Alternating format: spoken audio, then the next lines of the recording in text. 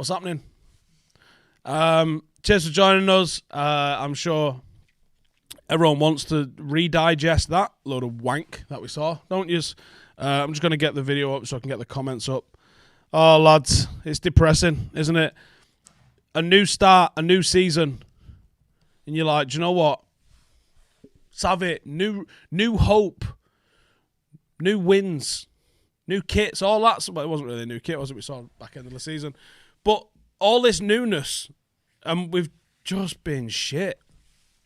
When you actually try and analyse what went wrong in that game, United had an unbelievable amount of possession. I anticipated it was going to be 60-40-ish when I did a video with McCall the other day. I expected them, and as we mentioned in the preview, probably they're either going to play, they could have played 4-4-2. They also could have played 4-2-3-1, but they did go into 4-4-2. And they looked to play it very fucking direct. And to be honest, it caused us a couple of issues. I think Solskjaer's got to take a little bit of blame for the selection, providing everyone was fit for obvious reasons. I'm not sure why Timbo played. Love Timbo.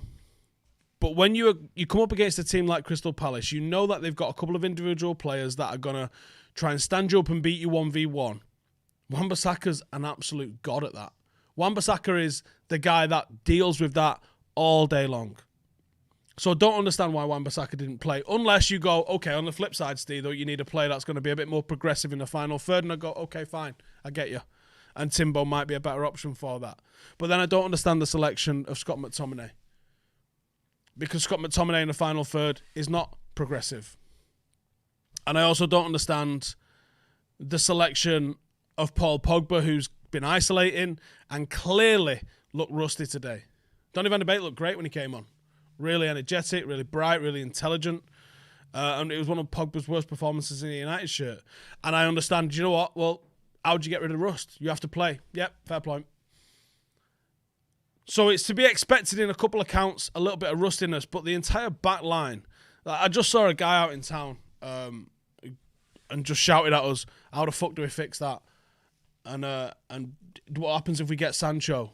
And I was like, well, if we get Sancho, mate, we probably draw 3-3, don't we? Because, yes, a good right winger might lead to more in the final third, but he doesn't stop the bullshit mistakes from the defence. The entire defence was culpable. For the opening goal, the entire defence culpable. Don't know what Timbo does. He gets dragged out of position. The three of them should have been enough. It was 3 versus 2, defences versus attackers. There was enough numbers to cope with the drama. Maguire's in the middle.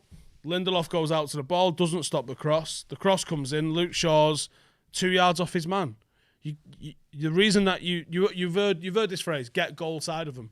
The reason that you've heard get goal side of them is that's to put yourself between them and the ball and do something with it when it comes. Luke Shaw was 2 feet behind and the ball just comes across him. That's not acceptable.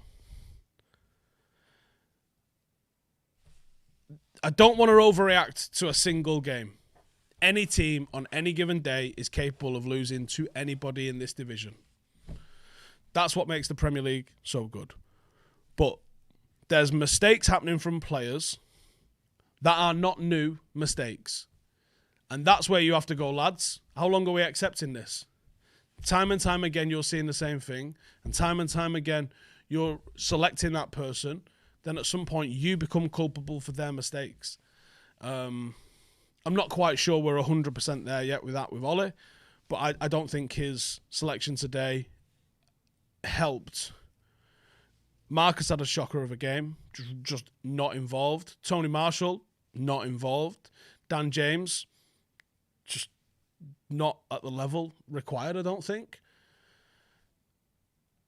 Very weird selection, I thought it was early doors from Ollie. And United had such an overwhelming amount of possession. This is where you go, I'd love to have seen maybe what a Juan Mata could do with that level of possession and that level of time on the ball, because Palace gave us time. They didn't press us hard. They didn't deny the space and make it rough for us and go in a bit extra. They hit us with really basic, simple balls, and we did fucking niche to counter that.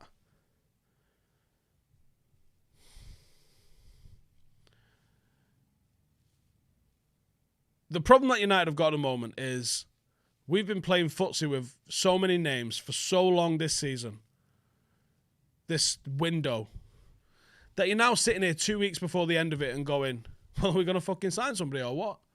You put in a performance like that, it might make people act. It might not. It shouldn't have to. It shouldn't have to take a bad game before you act. Because that's reactionary. I want my club to be, I mean, it isn't, but I want it to be. I want it to be the sort of club that goes, do you know what? This is what the manager wanted, and he clearly wants more players. Let's deliver the players that he wants, and then we can assess if this manager is capable of managing this team with all the players that are at his disposal. Are we capable of shifting on the ones that he doesn't want, clearly doesn't want? And are we capable of getting in the recruits that he needs? Today, I don't think he did. I don't think he got his selection right. I think his subs were better. At the start of the game in the watch-along, I said, this is probably one of the strongest benches I've seen from United in a while. Eric Bailly is a better defender than Victor Lindelof. Tuan Zabi is a better defender than Lindelof. I'm not going to say Phil Jones. The problem with both of them two is they can't be relied upon to not be injured for 40% of the season. And you do need more of what you've got in the resilience that there is in Maguire, where they're capable of playing 38 games a year for you. If you get that, then you've obviously got people that you can build partnerships around. You can't build partnerships at centre-half on people that are going to play 15, 18 games and be out for 4 or 5 weeks at a time. It's not good enough. Alison Williams says, still finishing second, La. Well, La, if you fucking pay attention, when I said second, I said it was on the basis of us getting everybody that we've been linked with, which was pretty unlikely. But if we did, then we could. James says the only silver lining is that it might remove the cobwebs from the checkbook. Pogba was awful. How many times did he give the ball away? Yep. I don't think it will, though. And it should, like I said, it shouldn't. I mean, this happened with Burnley at home, and maybe that spurred on to get Bruno, and maybe that was a success. But how fucking badly run is your football club when you have to wait until you lose before you go, oh yeah, I guess we're not that good? And that's what makes it act. Where's the fucking... Do you know what that tells me? Is that there's an absolute fucking critical lack of ambition from our board. That we only recruit to not be really shit. They're happy with being a bit shit. They don't ever go, do you know what? We need to be fucking mint. They've never had a fucking conversation where they go, who's the best person we can get? The best. Gary Neville said this, didn't he? This famous best-in-class quote when it comes to the director of football thing, and definitely expect a briefing on that bullshit in the next day or two. They definitely have never had a conversation where they go, how do we become the best football team in the world? They've never had that. And that is a fundamental issue with this fucking football club, is that we've never demanded to be the best. Not since Sir Alex Ferguson, and even that not since 2005. And if you're not trying to be the best, you're going to get taken over. I firmly believe, at Liverpool, rightly or wrongly, they definitely think it, that they've got the best manager that they could get. They've got the best recruitment department that they can get. And they think they're buying some of the best players. And do you know what? Some of them are. Some of them are fantastic buyers. Manchester City, the Barcelona visits aside, they're saying, how do we become the best team in the world? How do we win the Champions League? Do you reckon the Glazers have ever sat Woodward down and gone, Edward, how do we win the Champions League? They don't say that. They say, Edward, how do we partake in the Champions League? And you see the difference. Even fucking Tottenham have got more ambition than us. Even Tottenham. Chelsea have decided that they've got some ambition this year, and you better fucking worry about that, because if they fucking click, that's going to be a problem for us. Same with Arsenal.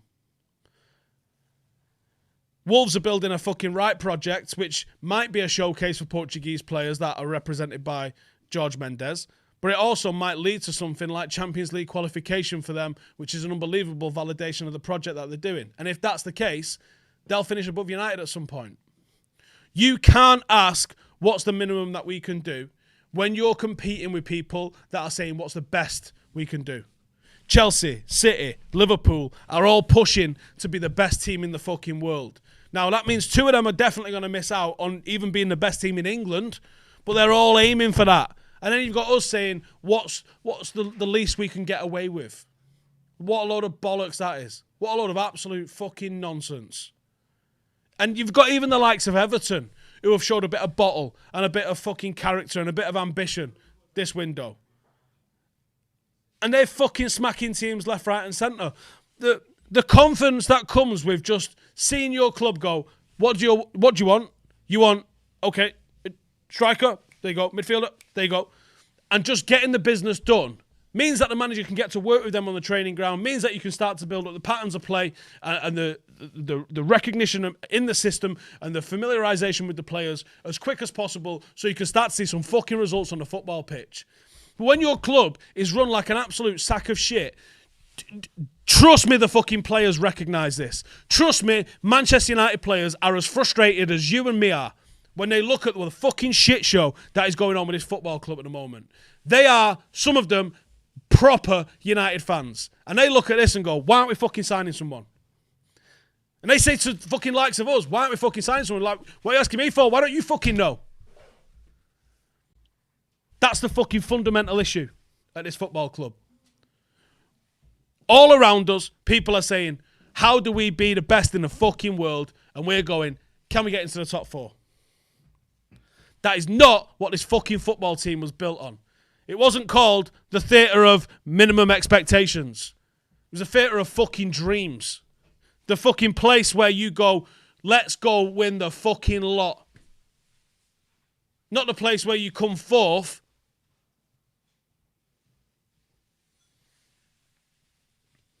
And the nightmare is for everyone going, do a fucking hashtag. They don't give a fuck about hashtags. They don't give a look how fucking blasé and in the face they are. They're laughing at us. Some of the bullshit that United put out on social media, like clubs left, right and centre are announcing fucking players that are mint all over the gaff. And we're like, did you know that we've got a goal on this day from 1999? Well, here we fucking go. This is Nicky Butt. They don't care. They don't read them comments, and if they do, they don't give a fuck. They probably go into a spreadsheet at the end of the fucking season where they go, we got 400 million interactions. 99% of them was calling you cunts. Yeah, 400 million is 400 million. They don't care. Hashtag ain't doing shit. The only way you get rid of these is if you've got more fucking money than they have and you fucking make them an offer that they can't refuse. And I can't do it, and collectively we can't fucking do it either. For all the fucking season ticket holders at United to put in, to get rid of them, you're talking about 75 grand each from fucking 60,000 people. And he could still say no to that.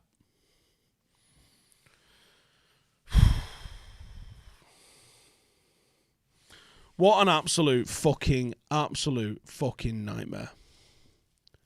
Nightmare. I'm having a right good day and all today. Right good day. Been out in the sun, had a Heineken. Life was fucking sweet. And then United fuck us. Didn't even take me out for a dinner either. Just fucking stuck it in raw. Right, I guess we'll be back with 5 things we learnt in the morning. And we've also got a new show on Paddock, which is a complete rip-off of 5 things. So look forward to that. I'm sure it'll be good. McCullough's doing it. And I'll see you fuckers in the next one. Laters.